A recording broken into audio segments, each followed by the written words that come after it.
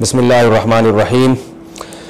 وبا پھیلی ہوئی ہے جس کی وجہ سے بہت سے لوگ گھروں میں نماز پڑھنے پر مجبور ہیں، اور خاص طور پہ جو مشترکہ اعلامیہ آیا ہے اس میں 50 سال سے عمر کے لوگوں کو کہا گیا ہے کہ وہ گھر میں تراویح پڑھیں۔ خواتین تو گھر میں پڑھتی ہی ہیں، تو اور بھی بہت بڑا مجمع ایسا ہوگا جو اس دفعہ گھروں میں تراویح پڑھے گا۔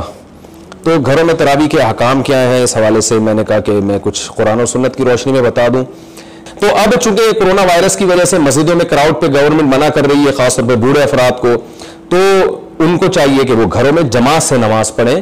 اپنے بچوں کو جو اگر کوئی حافظ ہے تو ان کو کہیں کہ وہ آگے ہو کے نماز پڑھائیں، لیکن یاد رکھیں نابالغ بچے کے پیچھے بالغ لوگوں کی نماز نہیں ہوتی۔ اگر بچے نابالغ ہیں اور ان میں قرآن کا کوئی حافظ ہے تو آپ ان کے پیچھے نابالغ بچے کھڑے کر دیں گھر میں، تو نابالغ بچے نابالغ بچوں کے پیچھے نماز پڑھیں گے، جو بالغ ہو چکے ہیں ان کے پیچھے بالغ مرد بھی پڑھ سکتے ہیں اور بالغ خواتین بھی پڑھ سکتی ہیں۔ تراویح کا طریقہ کیا ہوگا؟ سمپل طریقہ ہے، جیسے عام نماز ہم پڑھتے ہیں، سب سے پہلے آگے مرد کھڑا ہوگا جو امامت کرائے گا، خواتین امامت نہیں کرا سکتی۔ مرد کے پیچھے ساتھ اگر ایک آدمی ہے تو وہ اس کے دائیں طرف کھڑا ہوگا، تھوڑا سا پیچھے ہو تاکہ ایسا نہ ہو کہ نماز میں آگے ہو تو نماز ٹوٹ جاتی ہے امام سے آگے نکلنے پر۔ اس میں علماء کے دونوں قول ہیں، بعض علماء کہتے ہیں بالکل ساتھ اور بعض کہتے ہیں ایک بالش پیچھے۔ احناف نے اس قول کو لیا ہے، ایک بالش پیچھے والے قول کو اس لیے لیا ہے کہ ایسا نہ ہو کہ عوام میں چونکہ علم نہیں ہے تو امام سے بعض دفعہ بے خیالی میں امام مقتدی آگے نکل سکتا ہے، اس لیے ہم کہتے ہیں احتیاطاً تھوڑا سا پیچھے کھڑے ہو، ایک بالش پیچھے، ورنہ اگر ساتھ بھی کھڑے ہو جائیں تو بھی نماز ادا ہو جائے گی۔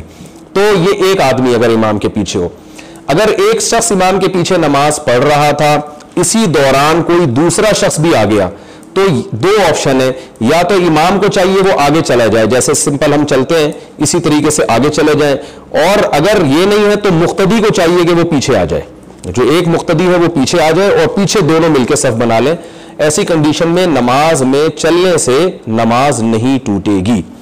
اور اگر آپ نماز پڑھا رہے ہیں اور گھر میں ایک خاتون ہے آپ کے پیچھے نماز پڑھنے والی، تو وہ ساتھ نہیں کھڑی ہوں گی، چاہے وہ محرم ہو یا نہ محرم، وہ پیچھے صف میں جیسے مرد کھڑے ہوتے ہیں نا، ایسے پیچھے صف میں کھڑی ہوں گی، چاہے ایک ہی خاتون ہو۔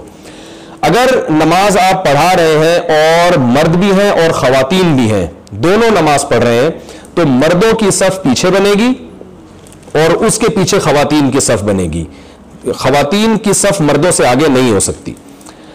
اگر جماعت میں بچے بھی شامل ہیں تو 12 سال کا جو لڑکا ہے وہ بالغ ہی شمار ہوگا، اس کا یہی حکم ہے کہ وہ مرد شمار ہوگا، لہذا وہ بھی خواتین سے آگے صف میں کھڑا ہوگا۔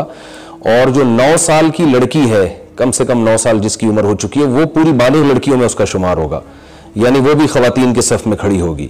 12 سال سے کم عمر کا لڑکا اور 9 سال سے کم عمر کی لڑکی، وہ بھی پھر بچوں کے حکم میں ہے، وہ پھر اگر جہاں چاہیں کھڑے ہو جائیں، اس سے نماز پہ کوئی فرق نہیں پڑتا، کیونکہ شرعی مسئلہ یہ ہے کہ مرد اگر عورت کے ساتھ جماعت کی نماز میں کھڑا ہو جائے تو اس مرد کی نماز نہیں ہوتی۔ تو خلاصہ کلام کا کیا نکلا کہ امام، اگر امام کے ساتھ ایک مرد ہے تو وہ دائیں طرف، ایک عورت ہے تو وہ امام کے بالکل پیچھے، اور اگر زیادہ لوگ ہیں تو مردوں کی صف ہوگی پہلے، پھر اس کے پیچھے خواتین کی صف ہوگی۔ اس سے کوئی فرق نہیں پڑتا کہ وہ خواتین محرم ہیں یا نا محرم ہے۔ اور اگر 7 سال سے کم عمر کے لڑکے اور لڑکیاں ہیں تو وہ بچے ہیں، وہ تو ان کی نماز کا کوئی اعتبار نہیں ہے، جہاں چاہے کھڑے ہو جائیں، نہیں بھی نماز پڑھیں۔ اور 7 سال سے اوپر کے ہیں تو پھر میں نے اس کی تفصیل بتا دی کہ 9 سال کی بچی بالکل بالغ شمار ہوگی اور 12 سال کا لڑکا بالغ میں شمار ہوگا، لیکن 12 سال کا لڑکا امامت نہیں کر سکتا، امامت کے لیے مکمل بالغ ہونا ضروری ہے۔ یہ تو میں نے تراویح کے احکام آپ کو بیان کیے کہ جماعت سے ہم کیسے پڑھیں گے۔ جو حافظ ہیں بہتر یہی کہ نماز وہ پڑھائیں تاکہ پورا قرآن کمپلیٹ ہو۔ اگر آپ کے گھر میں کوئی حافظ نہیں ہے، پورا قرآن آپ نہیں پڑھ سکتے، تو الم تری کیف فعل ربک سے 10 صورتیں یہاں سے پڑھ لیں، یا جہاں سے جس کو قرآن یاد ہو وہ صورتیں بھی تلاوت کی جا سکتی ہیں۔ سورہ یاسین بعض لوگوں کو یاد ہوتی ہے تو سورہ یاسین کو آپ 20 حصوں میں ڈیوائڈ کر لیں۔ یہ بھی ہو سکتا ہے کہ ایک رکعت میں سورہ یاسین پڑھی، دوسری میں دوبارہ سورہ یاسین پڑھ لی، اس میں بھی کوئی حرج نہیں ہے۔ بعض لوگوں کو سورہ واقعہ یاد ہوتی ہے، سورہ ملک یاد ہوتی ہے، تو یہ جہاں سے جس طرح سے چاہیں آپ پڑھ سکتے ہیں، اس میں آپ کو آزادی ہے۔ مقصد ہے کہ نماز پڑھی جائے، اللہ کی عبادت کی جائے۔ تراویح کی رکعتیں کل کتنی پڑھنی ہے، یہ بڑا مارکۃ الآراء مسئلہ ہے کہ رکعتیں کل کتنی ہے۔ تو دیکھیں سنت رکعتیں تراویح کی 20 ہیں، باقی اگر کبھی تھکاوٹ ہو، ٹینشن ہو، مجبوری ہو تو سنت موقدہ ہے، سنت موقدہ مجبوری میں چھوڑی جا سکتی ہے۔